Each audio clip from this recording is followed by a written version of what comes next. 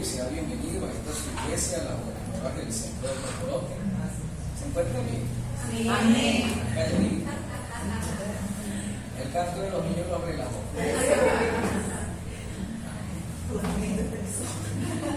Aquí atrás, aquí en el cuarto, uno lloró con el canto. No les digo quién, pero le ministro el canto.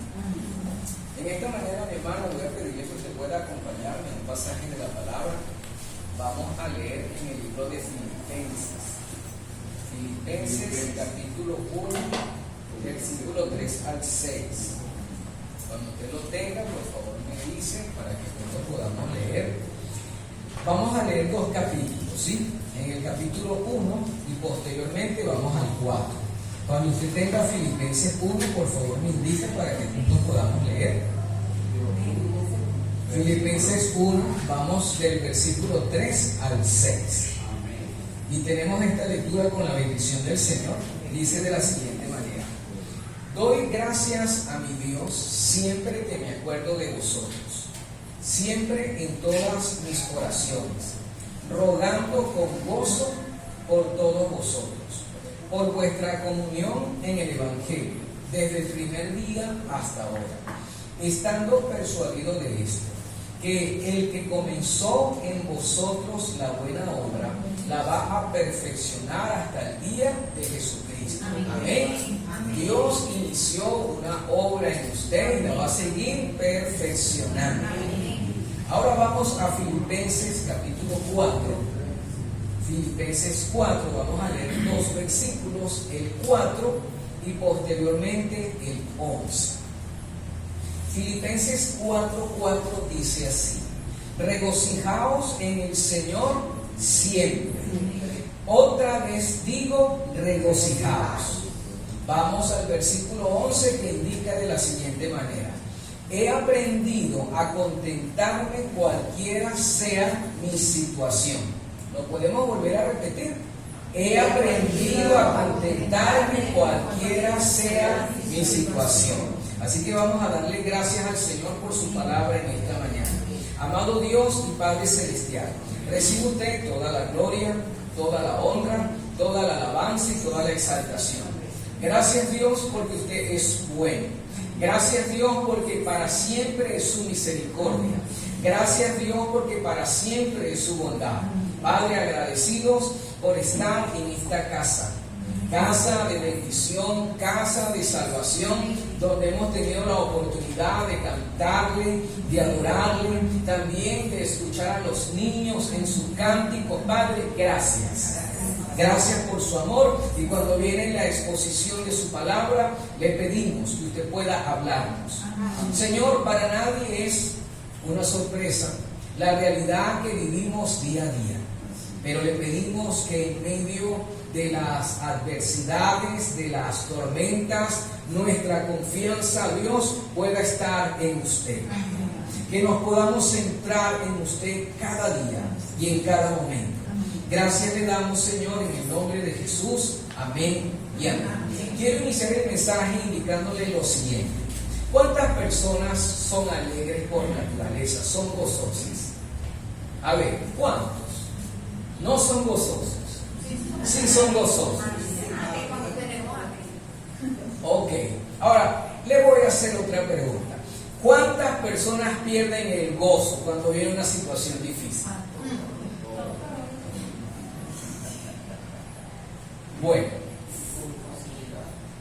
un poco de ansiedad, dice por allí. Mi hermano, hoy vamos a hablar de un tema quizás un poco contradictorio, y es tener gozo en medio del sufrimiento. Quizás eso a usted no le va a encajar. Tener gozo en medio del sufrimiento es difícil, ¿sí o sí? No es fácil. Ahora bien, pero vamos a centrarnos en lo que hemos leído de la Biblia y abrimos con otra pregunta, o incorporamos otra pregunta. ¿Ha conocido usted una persona que es amargada? Uno puede decir, sí, yo mismo soy, ¿verdad?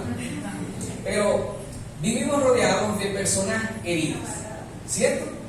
Vivimos rodeados de personas heridas, cargadas, con odio, con amargura, con resentimiento.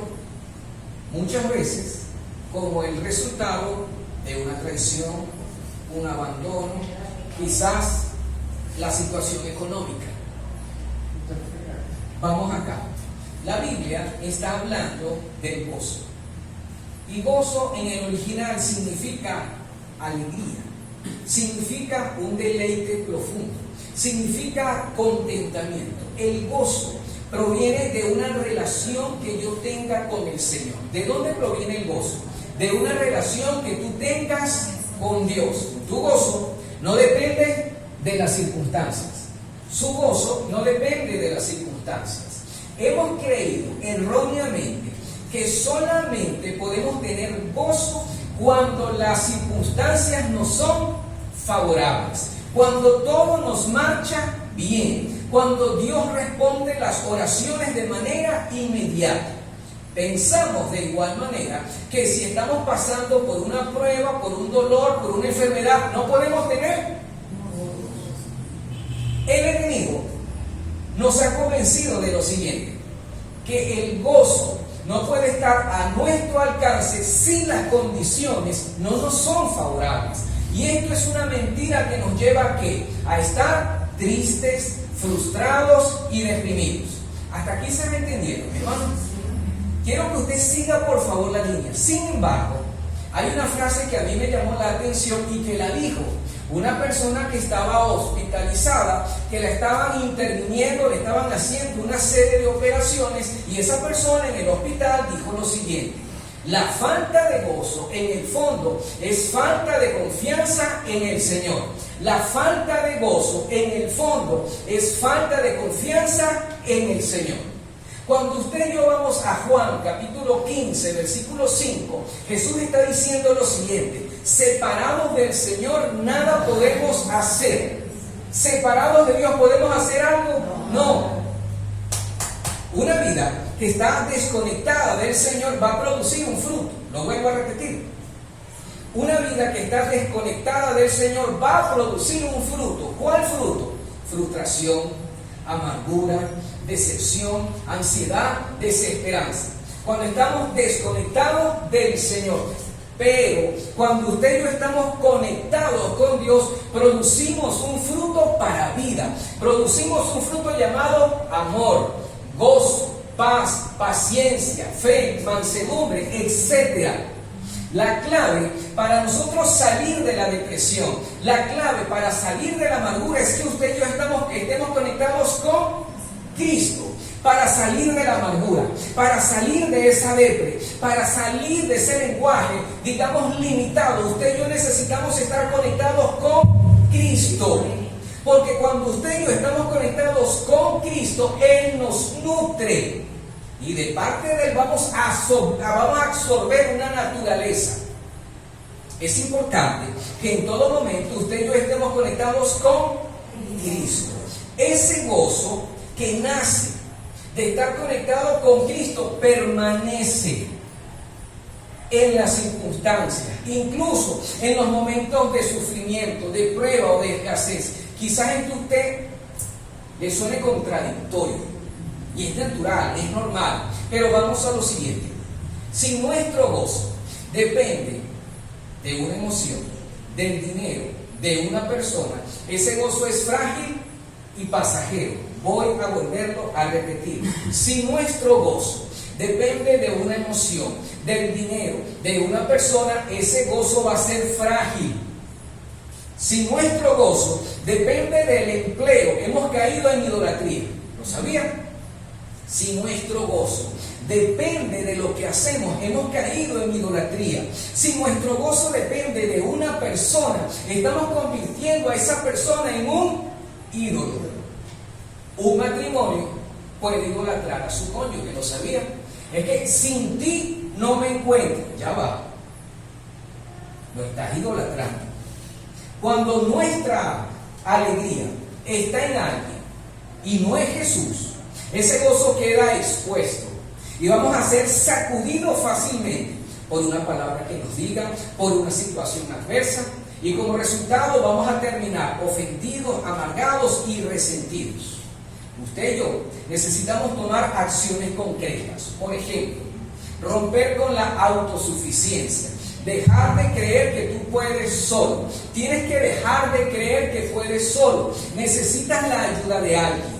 Necesitas buscar reconciliación. Necesitas cultivar relaciones con personas maduras, con personas que oren por ti, con personas que por medio del consejo te saquen de la zona de comodidad. Necesitas de personas maduras que te reten a crecer, que oren por ti, que te saquen de la zona de comodidad. La pregunta es la siguiente: ¿quién ora por ti? ¿Quién te está a ti estimulando para que salgas de esa zona de confort? Y si vamos al contexto de los matrimonios, ¿cuántos matrimonios hay aquí? Sí hay, ¿verdad? Necesitamos orar diariamente. ¿Cuántas veces tenemos que orar? Diariamente. Para que ese gozo se renueve. Necesitamos celebrar los avances aunque sean pequeños. Necesitamos celebrar los avances aunque sean pequeños, porque ese es un motivo para alimentar el gozo. Necesitamos practicar el perdón diariamente, porque el perdón rompe con esas barreras del gozo. Como matrimonio necesitamos estar unidos. Sin embargo, para muchas personas,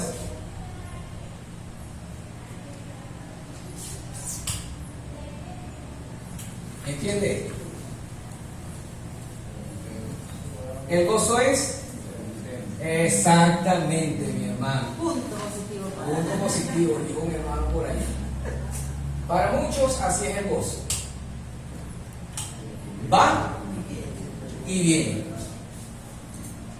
Para muchos de nosotros el gozo va y viene. Es decir, te levantaste en la mañana lleno de fe, pero te viene el recuerdo o el pensamiento: tienes que pagar el internet.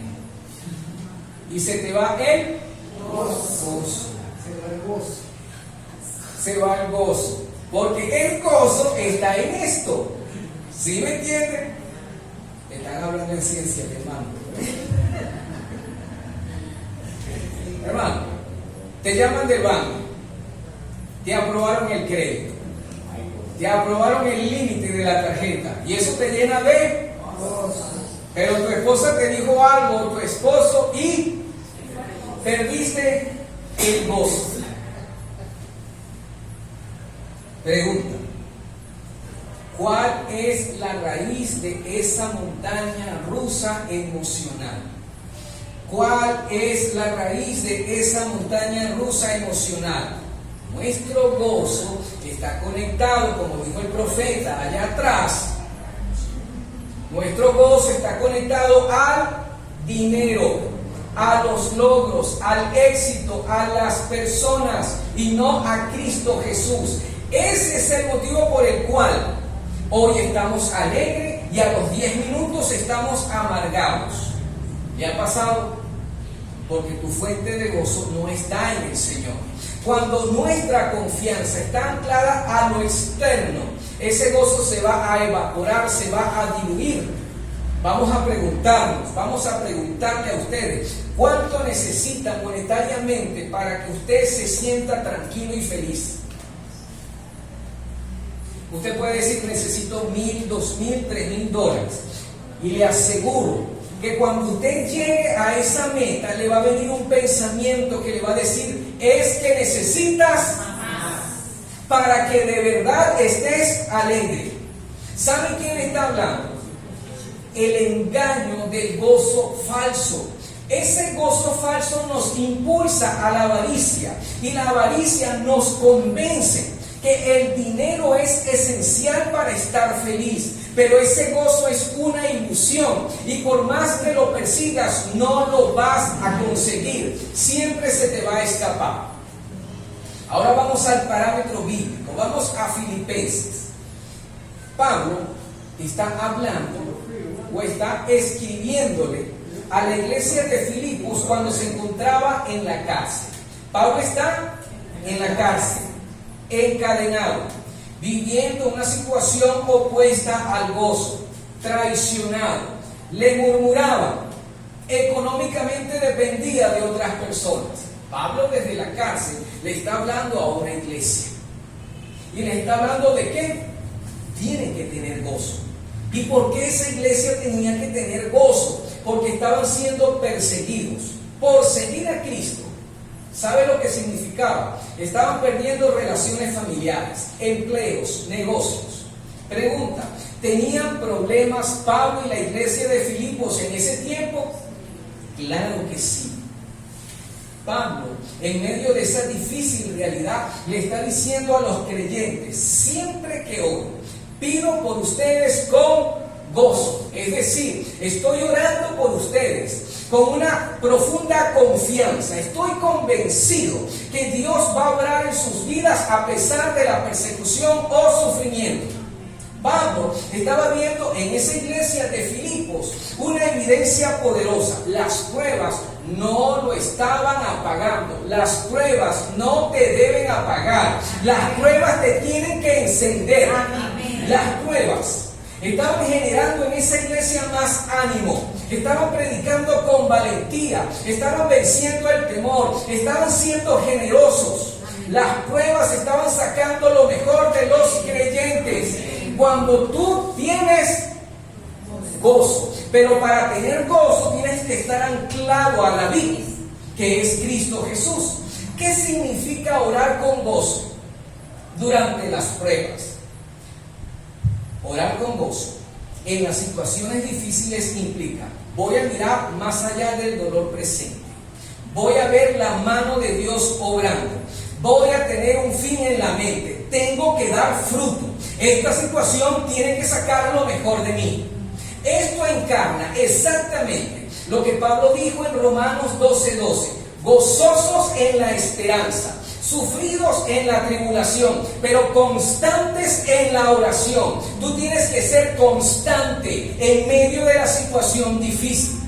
Cuando todo parece oscuro, hay una verdad que tiene que sostenerte: Dios está conmigo. Dios está obrando en medio de este dolor, y oro porque sé que para Dios no hay nada imposible, aún en medio de la tribulación. ¿Qué tienes que hacer? Hasta que algo suceda. Tienes que orar hasta. Y si aún eso no te basta, entonces acompáñalo con lo que dice esta canción: aunque aún yo no lo vea, Señor, sé que estás obrando. Señor, sé que estás obrando. Si no cultivamos el gozo, ¿sabe lo que va a pasar? Si no cultivamos el gozo, vamos a ver el problema más grande. Nuestro corazón se va a llenar ¿de qué? De incertidumbre. Y en lugar de descansar, más control. Nuestras palabras que van a reflejar frustración, ira y amargura. Y no veremos razones para agradecer. Quiero presentarte el siguiente ejemplo. Todos tenemos problemas. Todos tenemos situaciones difíciles. Algunos se refugian ¿dónde? En el alcohol. ¿Y qué hace el alcohol? Nos da una sensación, ¿cierto?, de relajación momentánea. Pero cuando pasa el efecto, la mente vuelve a llenarse ¿de qué? De angustia, de miedo, de desespero. Esa alegría es decir, que posiblemente usted y yo estamos tratando de anestesiar un dolor y no queremos tratarlo de raíz. Sin el gozo del Señor, corremos el riesgo de quedar atrapados en el dolor presente y olvidarnos de las promesas del Señor.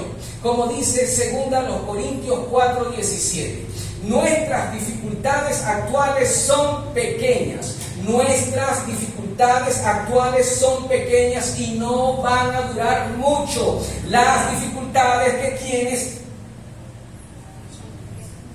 son, pero tienen fecha de vencimiento. Tus dificultades son pequeñas y tienen fecha de vencimiento. Pero el texto dice que gracias a esas dificultades Dios nos va a llenar de una gloria que dura para siempre. La gloria está conectada al sufrimiento, mi hermano. El sufrimiento te va a traer gloria, pero hacia allá vamos. Pablo estaba preso, ¿cierto? Estaba encadenado y estaba traicionado, pero tenía gozo en la prisión. La pregunta que todos nos hacemos: ¿cómo tener gozo en las situaciones difíciles? Aquí va la primera contradicción. Cuando sufrimos por la causa de Cristo. Eso es ilógico. Eso es ilógico. ¿Sufrir por la causa de Cristo me da gozo? Sí. Filipenses 1:29 nos dice lo siguiente: pues a ustedes se les dio el privilegio no solamente de confiar en Cristo, sino de padecer. O sea, tú y yo tenemos un privilegio doble. Confiamos, pero también vamos a padecer.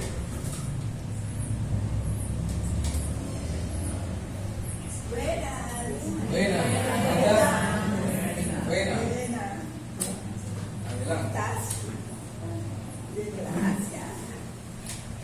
Bien, hermano. Basado este versículo nos recuerda una verdad que a muchos nos cuesta aceptar. El sufrimiento forma parte del Evangelio.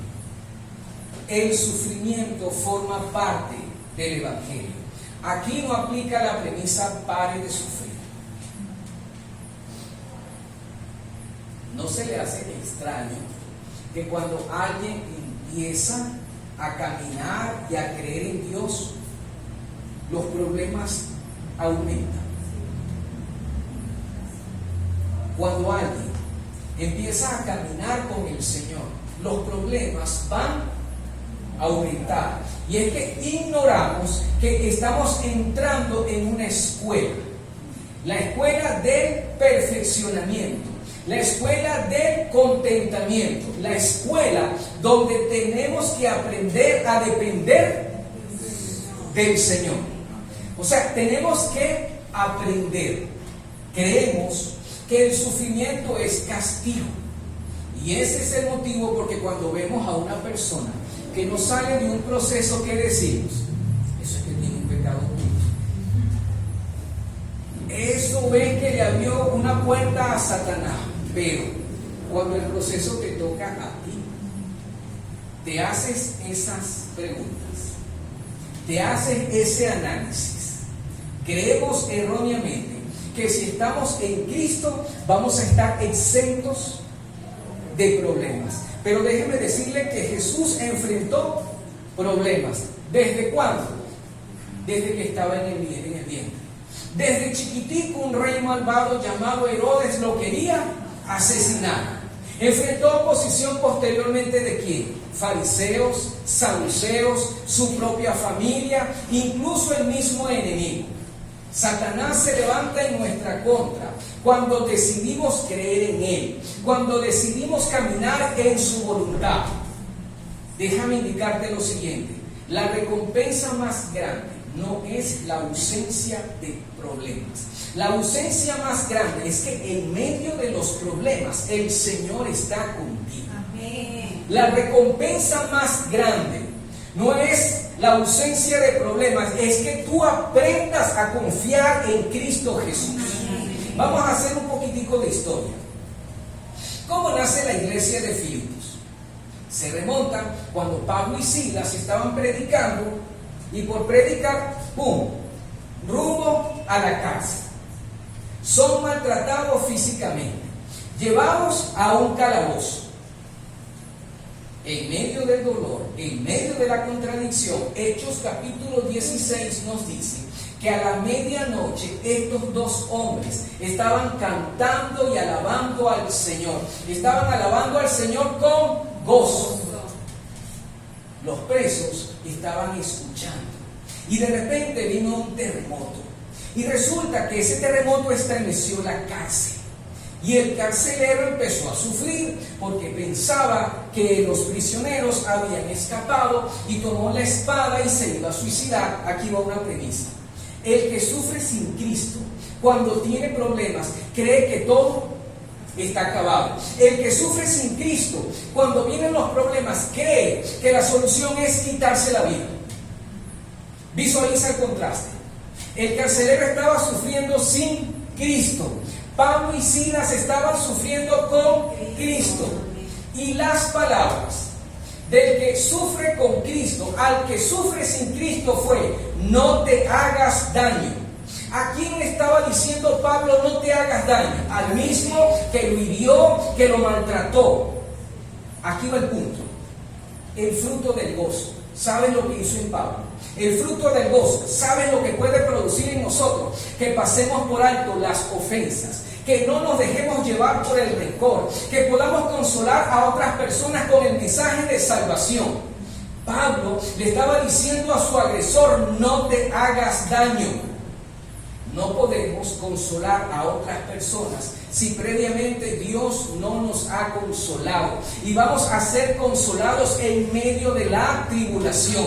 Pero en medio de la tribulación tú tienes que tener algo llamado gozo. Aunque te suene incómodo en esta mañana, debemos aprender a alabar a Dios en las situaciones difíciles para que se abran las puertas de la cárcel. ¿Cuál cárcel? Depresión, angustia, soledad, escasez. Cuando tú y yo alabamos a Dios en la situación difícil, hay una cárcel que se va a abrir. Esa cárcel de la depresión, de la angustia, de la escasez. Debemos preguntarnos lo siguiente: ¿por qué causa estoy sufriendo? Hoy, ¿por qué causa estás sufriendo? En los procesos de sufrimiento, si usted y yo estamos con Cristo, aunque pasemos por aguas profundas, Él va a estar conmigo. Aunque pase por ríos, no me voy a ahogar. Aunque pase por el fuego, no me voy a quemar, porque Dios está conmigo. Pero tú y yo necesitamos estar conectados. Un punto de referencia: el que sufre sin Cristo sufre por cosas sencillas. Es decir, ¿cuántas personas pierden la calma porque no consiguen las llaves del carro? ¿Ya ha pasado? ¿Cuántas personas se irritan cuando no consiguen las llaves de la casa? Otra pregunta: ¿cuántos padres empiezan a llorar porque no pueden controlar a sus hijos? ¿Sigo? El evangelio que estamos viendo en la carta a los Filipenses muestra la gloria del Señor en medio del sufrimiento. ¿Por qué vienen esos procesos? Para que maduremos, para que podamos ejercitar el músculo de la fe. Y esto va contrario a la enseñanza moderna. Nada negativo te va a pasar. Personas que solamente se concentran en citar promesas de la Biblia. Pero aquí voy a este punto. ¿Sabe lo que dice Filipenses 4:13? ¿Qué dice Filipenses 4:13? ¿Lo puede decir con más emoción? Todo lo podemos en Cristo que nos fortalece. Previamente, Pablo ha dicho lo siguiente: he aprendido a contentarme con lo que tengo. He aprendido a estar feliz en escasez o en abundancia. Pablo está declarando lo siguiente: he sido entrenado por Dios para tener paz en medio de la tormenta. Mi alegría no depende de lo que tengo, mi alegría depende de mi unidad con Cristo Jesús. Para llegar, mi hermano, a Filipenses 4:13, primero tienes que vivir Filipenses capítulo 4, versículo 10 en adelante. A veces citamos, pero necesitamos, valga la redundancia, a llegar y a tener contentamiento. En medio de la realidad que estás viviendo, tienes que aprender a tener contentamiento.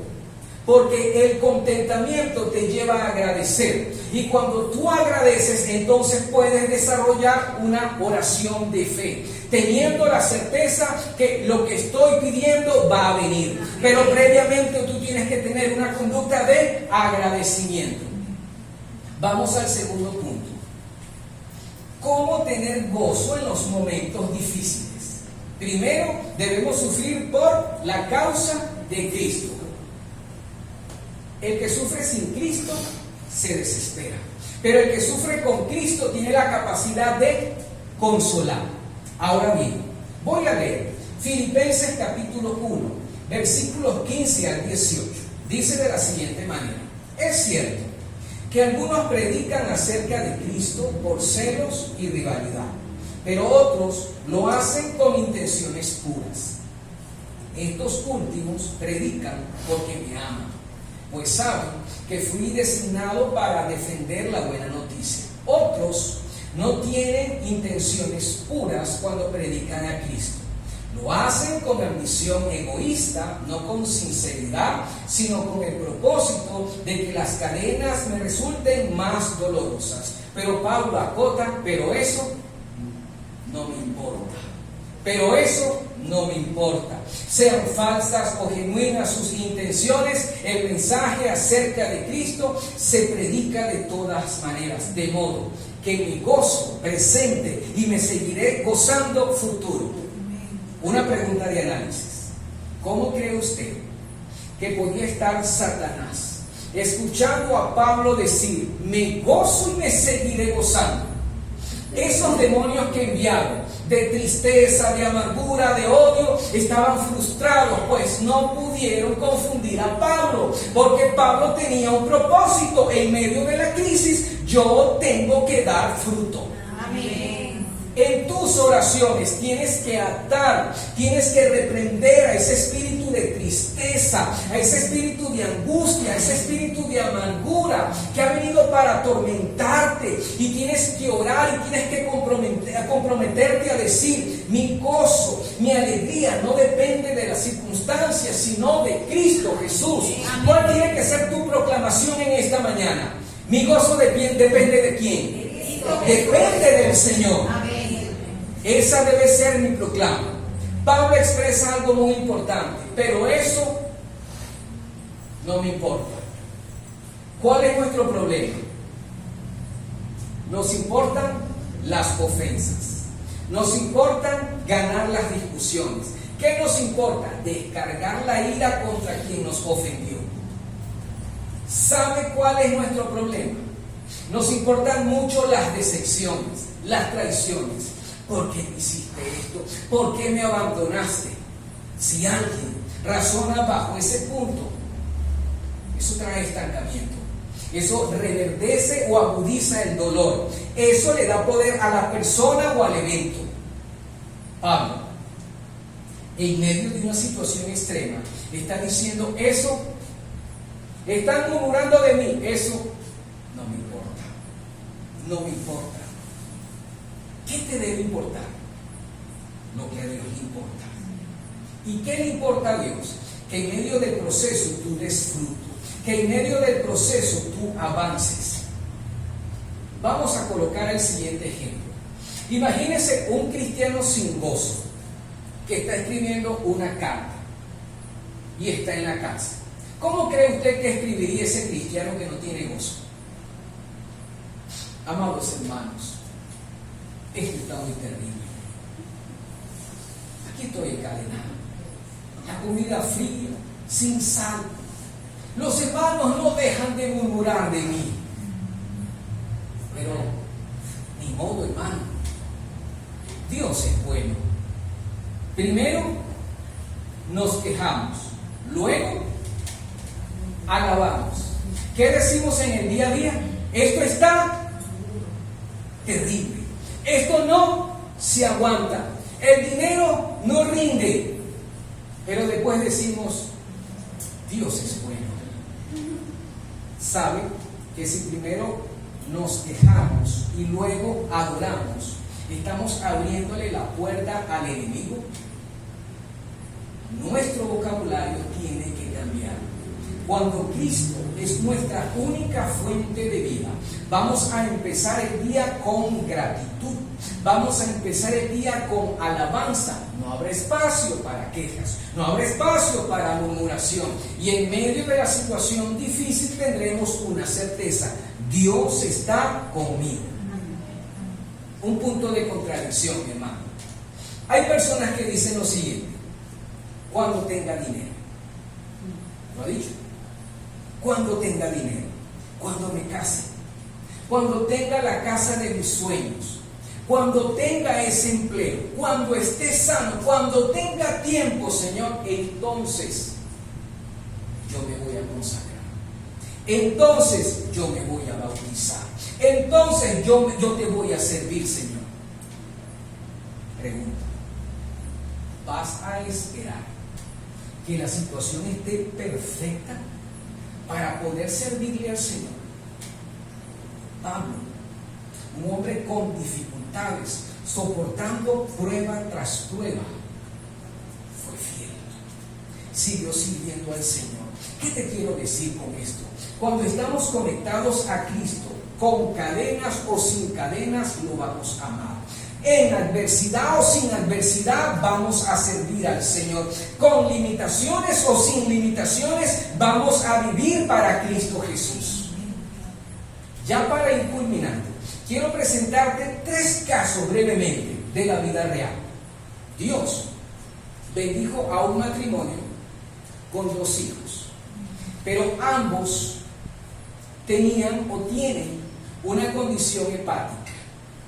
Cada 3 horas tienen que alimentarlo, y en esa dinámica llevan 12 años. ¿Cree usted que esa dinámica no tiene agotada a ese matrimonio? Y ese matrimonio en la actualidad sigue congregándose, sigue sirviendo, sigue perseverando. ¿Cuántos de nosotros tenemos hijos sanos y no hacemos del Señor una prioridad? ¿Cuántos de nosotros estamos sanos y postergamos venir a la casa del Señor? Ese matrimonio no ha permitido que esa cadena le robe el gozo del Señor. Es cuestión de actitud, es cuestión de decisión. Otro punto: una persona decía lo siguiente: sobre el dolor podemos tener gozo. Hay dolores que van a durar toda la vida. Vuelvo a repetir: hay dolores que van a durar, quizás no lo vas a superar, quizás, pero en medio de ese dolor tú puedes ser consolado. Porque Jesús dijo lo siguiente: bienaventurados los que lloran, porque ellos van a recibir consolación. Quiere decir que tú necesitas, en medio de ese dolor, abrirle tu corazón al Señor, drenar y permitir, darte el permiso que Dios te consuele. Eso lo dice la Biblia. 3. Escuchaba de una persona paralítica. Ya va.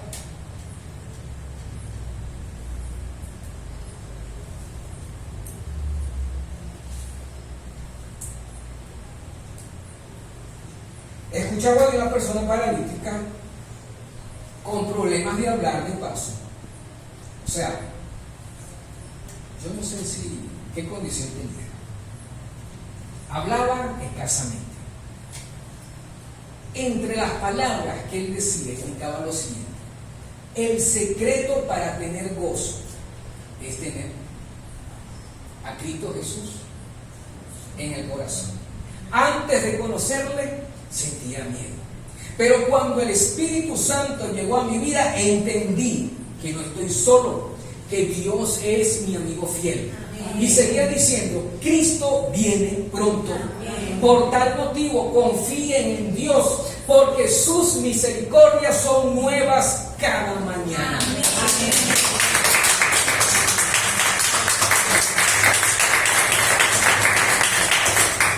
Mi hermano, hoy usted puede correr, ¿verdad?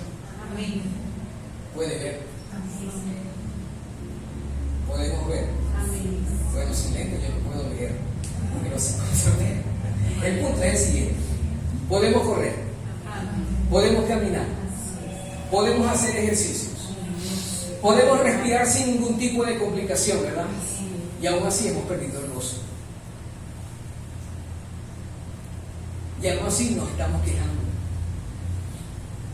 Tenemos salud y lo estamos desperdiciando, no lo estamos, digamos que atesorando. Hermano, es una bendición poder ver. Es una bendición, hermano, que tú puedas llegar. Eso es una bendición. Llegará el día, mi hermano, llegará el día que si tú no practicas ejercicios, no lo podrás hacer. Y la edad no pasa factura, mi hermano.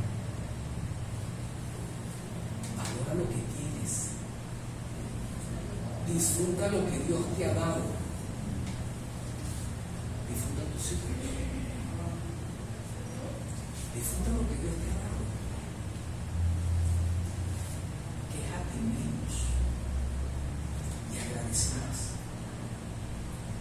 Estamos en julio. ¿Cuántas oraciones contestó Dios de enero? ¿A cuántas personas Dios le abrió puertas de enero? Pero la persona pensaba que era su final. Dios es bueno. Amén. Dios es bueno. Hebreos 13:5, 2 párrafos y termino. Hebreos 13:5. Se los leo. No vivan preocupados por tener más dinero. Eso está diciendo el Espíritu Santo por medio de Hebreos 13:5. No vivan preocupados por tener más dinero. Al contrario, estén contentos con lo que tienen, porque Dios ha dicho: nunca te voy a dejar, nunca te voy a desamparar. Así que alégrate, porque Dios está contigo y Él ha dicho que nunca te va a desamparar. Eso lo ha dicho Él. Y si Cristo es la fuente de tu gozo, aunque pases por aguas profundas, Él estará contigo. Amén. Aunque pases por ríos de dificultad, no te vas a ahogar. Amén. Y aunque pases por el fuego de la opresión, no te vas a quemar. Amén. Pero vuelvo y te repito, tienes que ser intencional. Conéctate aquí. Conéctate a Cristo Jesús. Conéctate a Cristo Jesús. Yo le pido por un momento que usted se ponga ahí y podamos orar y darle gracias al Señor. Le voy a pedir